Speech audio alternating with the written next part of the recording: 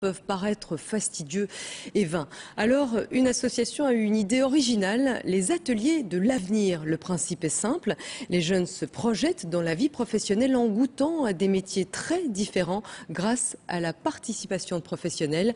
Reportage de Justine Katz et Sylvia Falcinelli. Ce jour-là, les enfants rencontraient des humoristes.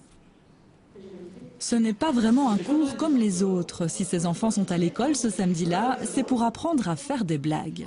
Ma grand-mère me dit tout le temps « mange, mange, mange » et moi je dis « ok, ok, ok ».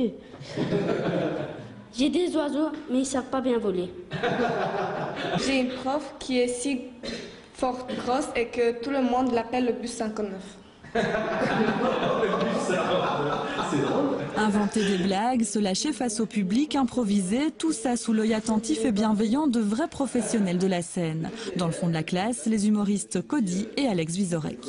Chaque fois, il a une anecdote et il en fait un exemple. Parce que le coup du « je lance mon cartable », c'est une anecdote. Mais après, il dit, s'il y a un championnat du monde de lancer de cartable, je vais le gagner.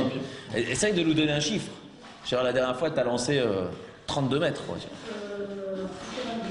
Quoi ? Ouais, plutôt 22 mètres. Plutôt 22 mètres, ok. On s'est rendu compte qu'il y en a qui ont plus de facultés pour écrire, d'autres pour raconter. Et puis voilà, chacun a peut-être découvert en lui une vocation de futur humoriste. Moi, quand j'étais gamin, je pense que j'avais cet univers, mais j'ai jamais pensé à le coucher sur papier. Donc, si eux, on a donné ce goût-là, on a tout gagné. Si on a sauvé une personne, une seule, Pour l'histoire de l'humour. alors on aura déjà gagné. Susciter des vocations, c'est exactement l'idée de l'atelier de l'avenir. Chaque samedi, pendant 3 ans, une centaine d'enfants francophones et néerlandophones viennent découvrir toutes sortes de métiers.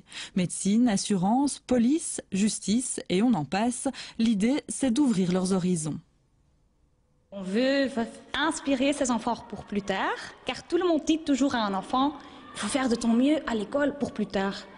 Mais souvent, les enfants, ils n'ont aucune idée, ils ne peuvent pas s'imaginer ce qu'il y a plus tard, les opportunités de plus tard. Et nous, on leur montre ça, et de cette façon-là, on essaye de leur motiver de faire de leur mieux à l'école.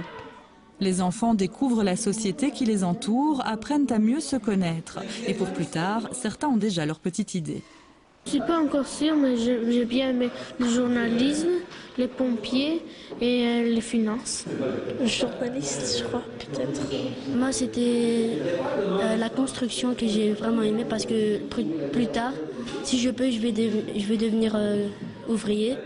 L'initiative est née en 2013 à Saint-Josse, une commune particulièrement touchée par le chômage et la pauvreté.